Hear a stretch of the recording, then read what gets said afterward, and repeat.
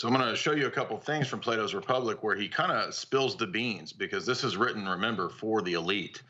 Society has to be arranged in a pyramid, literally a pyramid. He says at the top is the philosopher kings, and they know what's going on, right? They're the technocratic elite. And in fact, Plato himself, following the Pythagoreans, said that the technocratic elite had a mystical, magical view of numbers. They literally thought that numbers themselves were divine. And this will lead to that technocratic mathematical model of everything being quantified, everything being tracked and traced. Because at the top, the philosopher elite know that the lower people, or the people down at the bottom of the pyramid, they're never going to grasp the way the society is run, how it's set up, and how the elite think, right? Because they just don't have the propensity. And this is where you get that model, yeah, of the genetics, right? Eugenios, right? This is the Greek idea of perfecting the race by getting rid of the lower classes, by getting rid of the people at the bottom of the pyramid.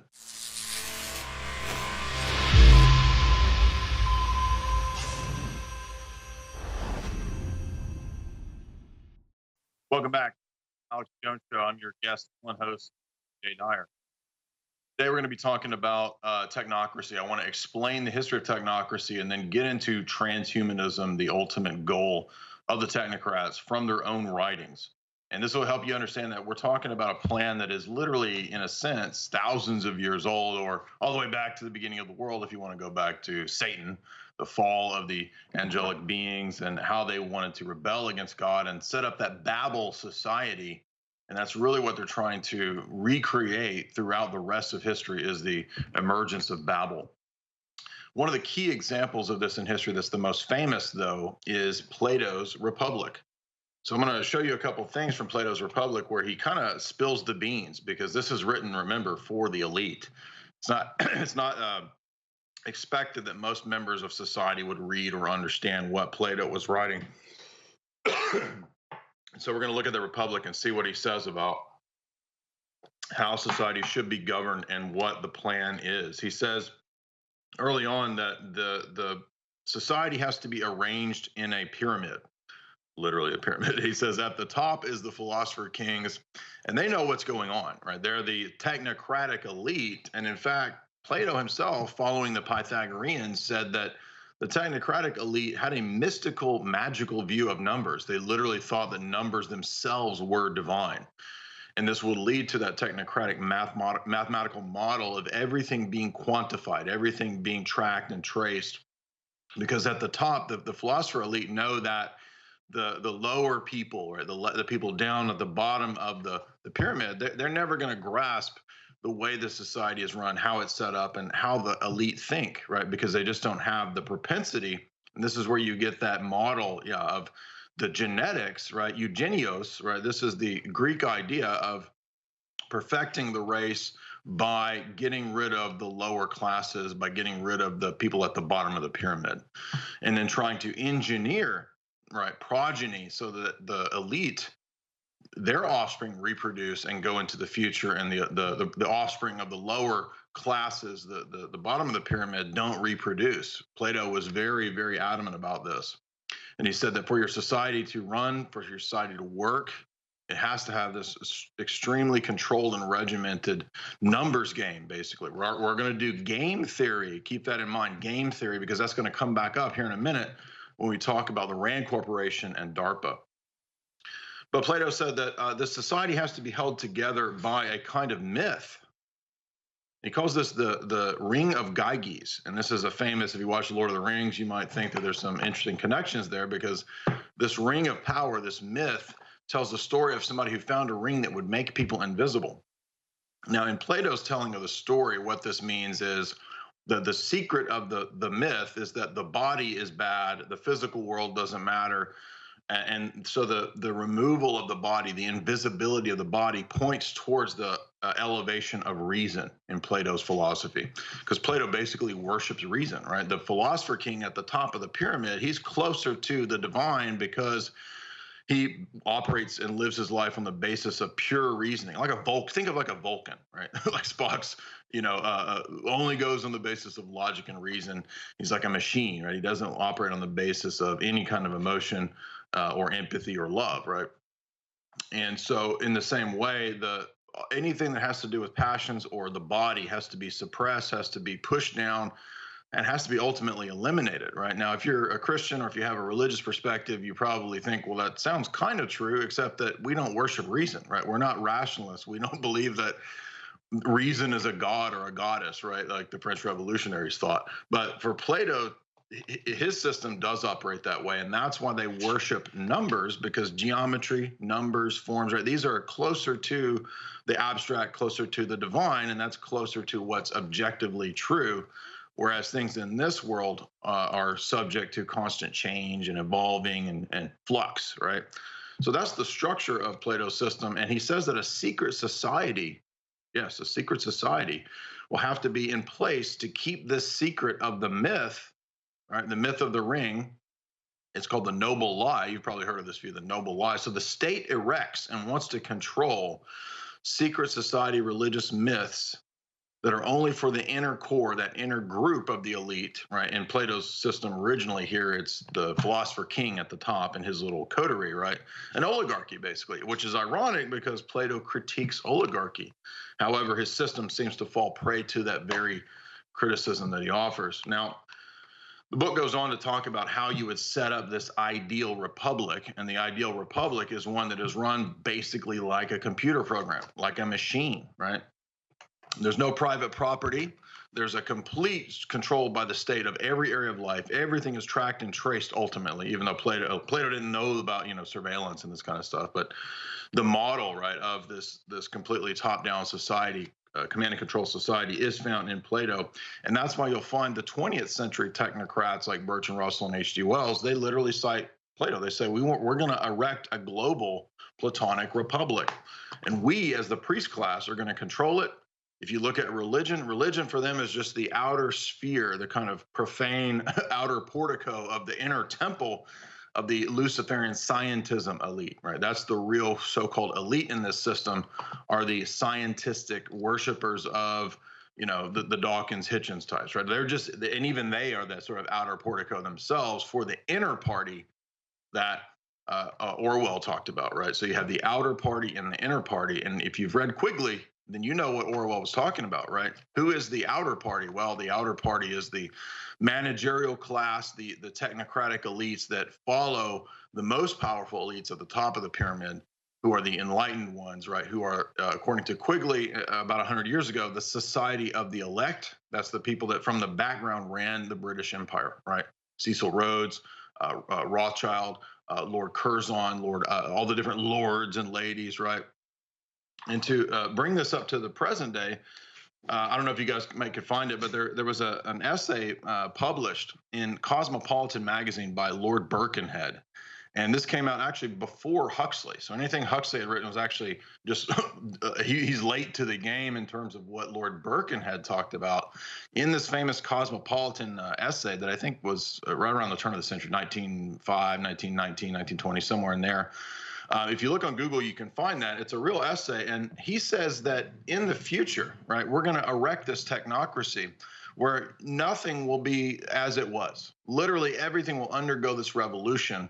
You're not going to have children the way you thought you would have children. Children, he says, will be born in test tubes. He wrote that 100 years before people were actually saying that we can, do genetic modification of children, right? Designer babies, right? So he was talking about this 100 years ago. So when we come back, we'll take a look at some of the things that Lord Birkenhead talks about in his essay. And then we're going to look to the area where you wouldn't expect the technocracy to really come to fruition. That would be Vietnam. Yes, Vietnam was the big test lab, how to bring technocracy to the rest of the Alex Jones Show. I'm Jay. Welcome back to the Alex Jones Show. I'm your guest host, Jay Dyer of Jay's Analysis. And you can, of course, follow me on all the social media outlets. And I'm the author of this book, Esoteric Hollywood, and its sequel, Esoteric Hollywood 2, which actually has a whole section, 100 pages or so, on what we're talking about today. If you want to get into where Hollywood actually showed us ahead of time in many of their products what would be the future. Now, I was mentioning the Lord Birkenhead essay from 1929, and it's about what the world would be in 100 years, right? So from 1929 to 2029, Lord Birkenhead says again before H.G. Wells, excuse me, before Aldous Huxley had written Brave New World, he says that there will be the regulated choice of anyone's children by the cabinet of the future government, right? So the future government will decide how to breed nations, right? Out of the industrial dullards, he says. Of course, you can see that arrogant attitude of the middle and lower classes by these elites. And they really wanted to bring in this technocracy as soon as possible, but really it took a long time for this to come to fruition in the sense of the Platonic attitude of how to have a perfect government, a perfect society. So this, you'll notice, is in continuity with all communist ideas, which is the idea that you can create a perfectly rational, right, utopian type of government that will run perfectly in society. There won't be greed, because once you eliminate private property, you won't have greed, right? Which is silly, because the root of greed isn't property itself. The root of greed is human avarice and human desire, right? And again, these British elites, especially, I mean, they're some of the most degenerate and greedy people on the face of the planet. And here they are talking about bringing in this technocratic socialist world government. And to make this very clear, I know we've talked about this many times, but I have to give a shout out to my friend Primal Edge Health for hipping me to that Lord Birkenhead. So you can follow him on YouTube. He's a great guy. He gets into health and diet, talks about a lot of the same stuff that we do. And also my friend Richard Grove. Richard had an excellent recommendation in this book, The Irregulars. And this is about the British spies who came over, Roald Dahl, Ian Fleming, Noel Coward, who were connected to Hollywood, really high level Hollywood elites. And their job was to get the US government involved in international policing, right? To get the US out of that attitude of non-interventionism and to get them involved, especially in World War II. And then after World War II, the US empire would take the place, right, of what the British Empire used to do. It would become the engine of the technocracy. And this was planned. Again, these British elites are saying this at the turn of the century, right? By the time of World War I, World War II, they're figuring out ways to bring America back under the aegis of that British Malthusian attitude. And guess what? This explains why the Western elite, right, have always supported both the fascists and the Marxists and the communists across the world, even though there was a kind of a Cold War play going on of opposition, right, between East and West. And at a certain level, there was at the top, the people who are running things, they're looking towards that synthesis, which they call the third way, right? The third way is what Quigley writes about. It's the blending of the worst aspects of Western capitalism and the monopoly capitalism, and the worst aspects of Eurasian communism. And so one key figure that we want to have in mind here is Julian Huxley, the brother of Aldous, coming out of those same circles as Lord Birkenhead and H.G. Wells and Bertrand Russell, right?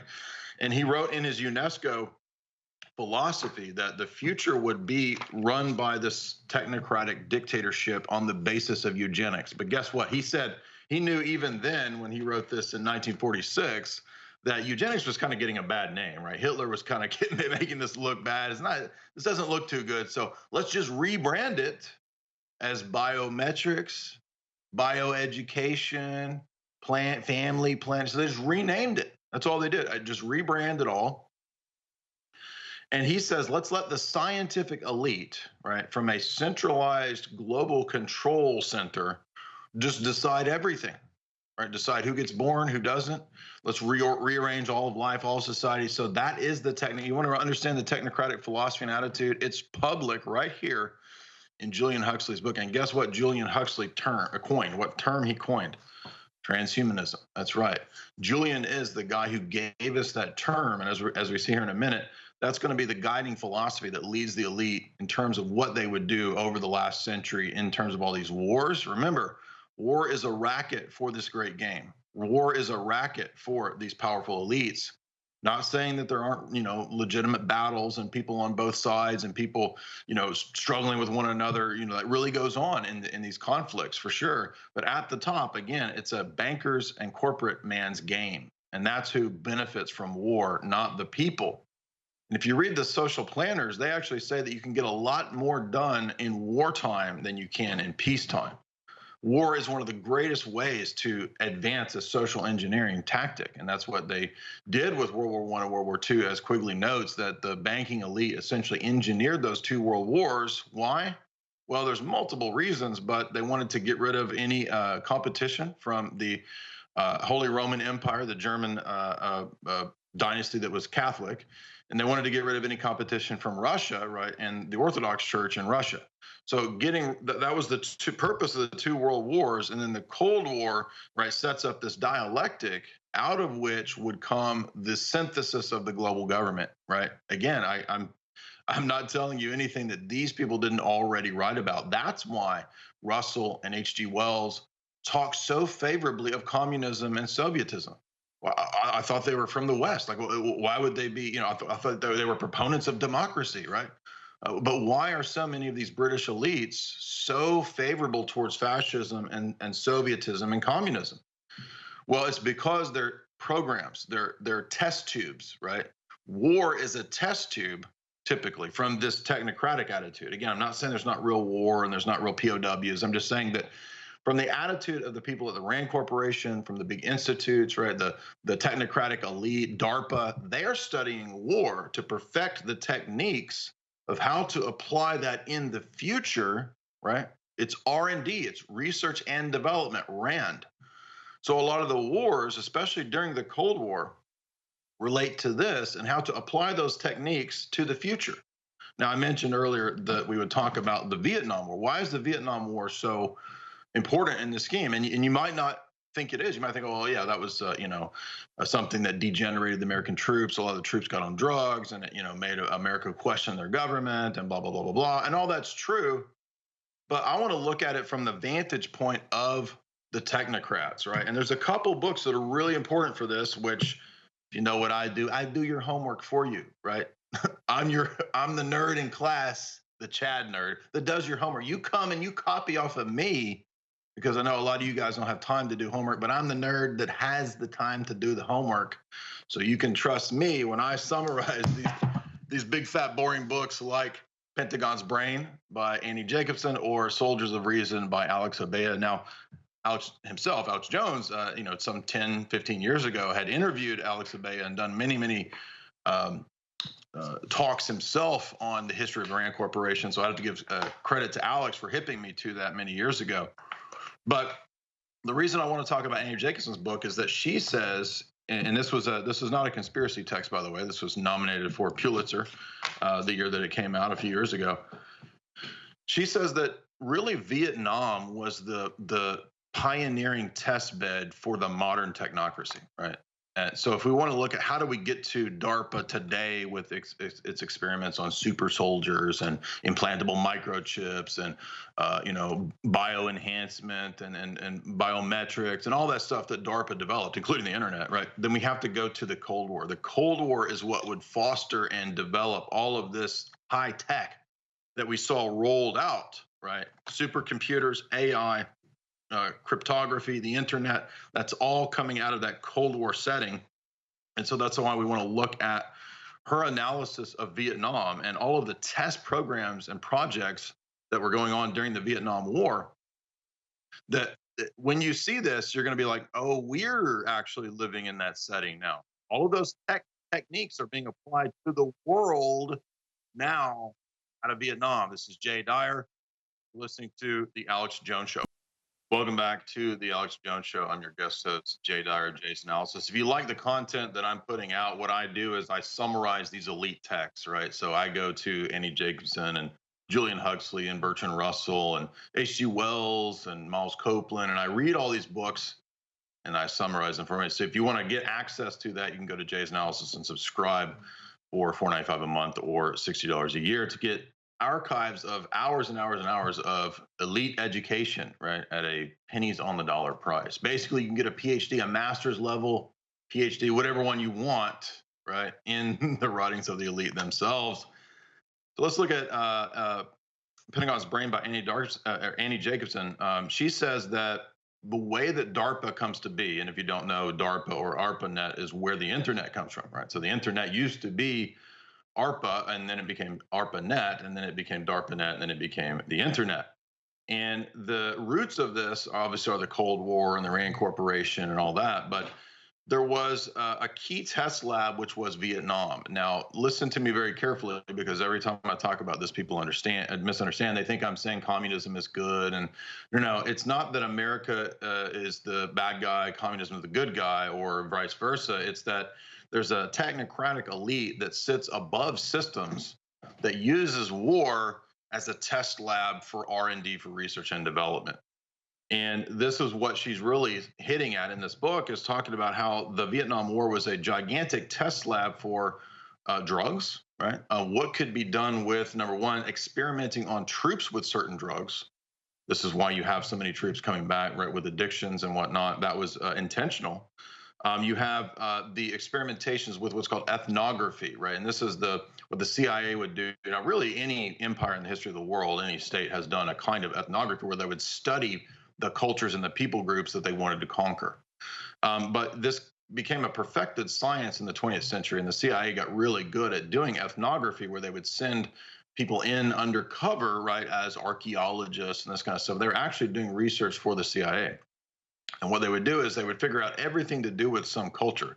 They would learn their mannerisms, their idiosyncrasies, their dialects, their weird, whatever was unique to that culture. And they would have a complete profile to then manipulate that people group. And so if you know, I've covered Miles Copeland's famous book, Game of Nations. That was his job, right? His job was to go in as a consultant for the quote ad companies, which was really his CIA cover. Right? He was doing consultation for the CIA to first Syria, the leaders in Syria, and then to Nasser during the Cold War. And Copeland was very honest in his book that this was all really to learn about how to manipulate nations, the game of nations. And so Jacobson goes on to talk about some of the things that were pioneered in Vietnam that you wouldn't expect would be the usage of tracking and tracing through computers. So I think everybody knows about IBM and the Holocaust and tracking people through that kind of stuff with cards, but here it becomes automated, right? In the Vietnam War, the CIA and DARPA were testing on Thai soldiers. Right? They would take Thai soldiers at the behest of the king of Thailand or whatever, who was some kind of a CIA asset, I'm sure. And they were recording and surveilling and trying to figure out who was loyal to the regime and who wasn't. All right, during this conflict. Other things that they would do is to perfect drones. Right, drone warfare was actually perfected in Vietnam, and not only drone warfare and using drones in Vietnam on unmanned aerial vehicles, but they would also experiment with chemical spraying. Yes, Agent Orange was actually a weather modification bio warfare attack, right? Where there's a guy named Gordon MacDonald who was part of the Jason Society. The Jason Society is one of these elite scientific societies. And again, what Rand and what DARPA are doing is basically recruiting the top engineers, the top scientists to work on projects that a lot of these scientists didn't even know what they were doing. They were just told to, we need you to do this and perfect this drone to do this and this. And really, it's only these top technocrats that know what all of the compartmentalization, right, is all about, right? So they know the full picture. And a lot of the scientists and a lot of the soldiers, they don't have a clue, right? Even people on the ground commanding the soldiers, they don't know the full game plan, that the Vietnam War is this big research and development test lab. That's mind blowing to me. That's what was going on here, is that the Viet Cong, this is an important point she makes, were being studied by Rand to see how they interacted and reacted to a lot of the different movements that the West would make, right? There are actually a lot of movies that kind of hint at this, believe it or not, right? There's the Apocalypse Now, right? There's Full Metal Jacket, right? These movies kind of hint at maybe something else was going on here, right? Oliver Stone, right? He's made great films that talk about this kind of stuff. And so the Viet Cong were being studied by Rand. They were being studied by the deep state, you could say. And they learned what to do to move masses of population. They actually had a Hamlet program. This is a mass relocation program to see what were the easiest ways, the simplest ways to relocate masses of people into new living situations. How do we get indigenous peoples, in this case, to reorganize their societies and reorient in a way that's favorable to America? Yeah, it's the strategic Hamlet program, exactly. So, are we starting to see a pattern here of mass social engineering, studying the people group through ethnography, using drones, using weather warfare? There was actually a program of the weather warfare that was related. It was called Project Emote, EMOTE, I think is what it was. And Project Emote was about using weather weapons on the Viet Cong to start forest fires, combined with the biowarfare of spraying Agent Orange. Spraying, chemical spraying from the sky, weather warfare, right? And again, Gordon MacDonald, Dr. Edward Teller, Jay Connett, these are all guys who worked on these projects that were connected in these same high-level Jason Society circles. And in fact, it's Dr. Edward Teller of the Manhattan Project, who is the father of large-scale geoengineering. That's even in public science, like mainstream science. I don't remember if it's Scientific American or somewhere, but they talk about the fact that that's what Dr. Edward Teller was up to. There he is. There's film scenes of the spraying being done in Vietnam. So this was all part of climate and weather manipulation. And a lot of people don't know that. They think, oh, it was just, the government was testing different chemicals on the troops. It was much more than that. So what they did, this is the amazing part. She says that this was the first implementation of a systems of systems approach, right? So we know about systems studies, studies of how a system works together. It could be anything. It could be a computer system, could be an economic system.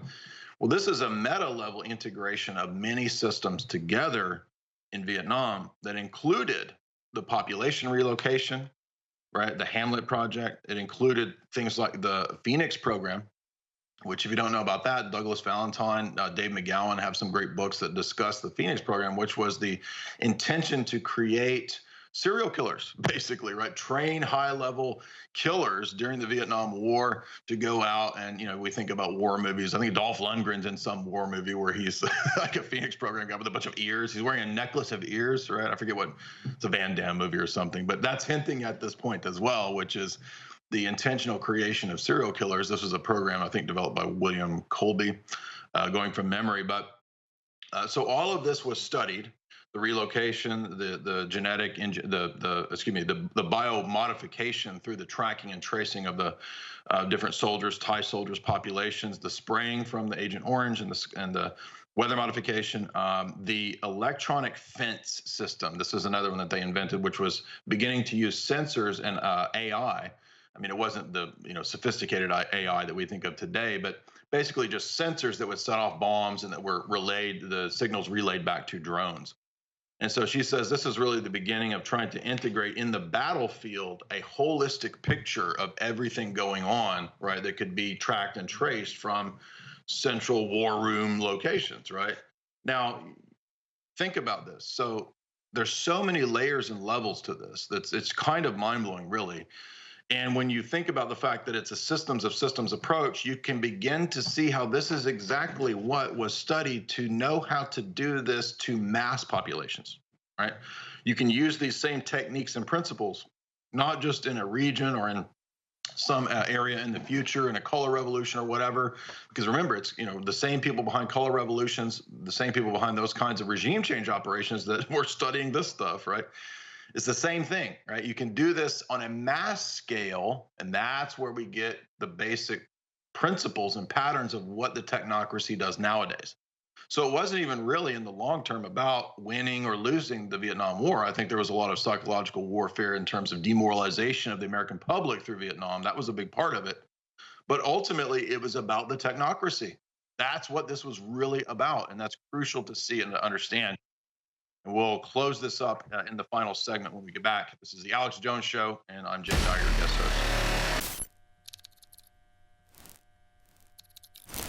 X2 is an essential nutrient. It is clean, pure atomic iodine from 12,000 foot deep crystals. There's a byproduct of oil and gas drilling. We're the only ones to ever go out and actually get this type of true, pure atomic iodine. We have to get a DEA license to get it. It's crazy. And it goes right into your cells. It's essential. It's the good halogen, the opposite of fluoride and bromide and bromine and all of that. Look into the iodine conspiracy. This is the best you're going to get. It's back in stock. X2 sold out for months, 50% off. People are very excited. Also back in stock after 8 months because the COVID lockdown, couldn't get it from France. Pollen block, it's from specially fed quail. Their eggs have this natural antihistamine. It's amazing, people love it. It gives you that anti-allergy effect. Also back in stock is our fluoride-free concentrated charcoal, activated charcoal toothpaste that my dad developed. He's a retired dentist. I want to thank you all for shopping with us and supporting us. Without you, we will not be on air. Separately, you remember me in the last 6 months ahead of the election saying we're trying to sell all the products out at discount prices because we're not going to even have that much stuff in the warehouse in the new year, because if Biden steals the election, they plan to shut us down. Well, you now see that all over the news. Arrest Alex Jones, shut Alex Jones down. That's why if you want to go to InfoWarsStore.com and get a t-shirt or get a book or get the supplements, I would suggest you stock up now. We need to bring in as much money as we can to operate into the future if we have our banking taking away, which they've already done at many levels, but now they're closing in for the full takeover. And look, don't worry, you'll be joining me. They plan to never turn the U.S. economy back on, never take their boot off your neck. The U.S. is slated for total destruction. Now, there may still be time to turn this around, but I just want you to know, in what could be some of our last broadcast here, where this is going. If I was you, we've got 2020 prices on storable food. The prices, they've extended till Friday, then they will go up. People are buying food at an explosive rate. Go to preparewithalex.com. That takes you right to the subpage of InfoWarsStore.com, where you'll find the best deals in the industry on high-quality, fresh, storable food the last 25 years with great packaging. PrepareWithAlex.com. 1 year supplies up to $850 off. Last year's prices and discounts. It will go up, I'm told, one way or another. Next Saturday, it's extended through Friday. PrepareWithAlex.com. PrepareWithAlex.com. And get an Alexa Pure Breeze, an Alexa Pure water filter as well while you're there. The same folks manufacture those. And you better get your supplements, your books, your films, your shortwave radios, your non-GMO heirloom seeds, all of it at InfoWarsStore.com. 50% off Survival Vitality, 50% off Survival Shield X2, 50% off Alpha Power, 50% off Chill Force, 50% off Lung Cleanse, 50% off Survival Shield X3, 50% off X2, and 50% off Pure Turmeric Extract. It's like bodies, but a liquid formula. Pure Turmeric Extract, InfoWarsStore.com. So purchase from InfoWars to keep us on air now more than ever. These are powerful products. These are historic products. These are amazing products. And these are products that fund the second American peaceful information warfare revolution worldwide at InfoWarsStore.com.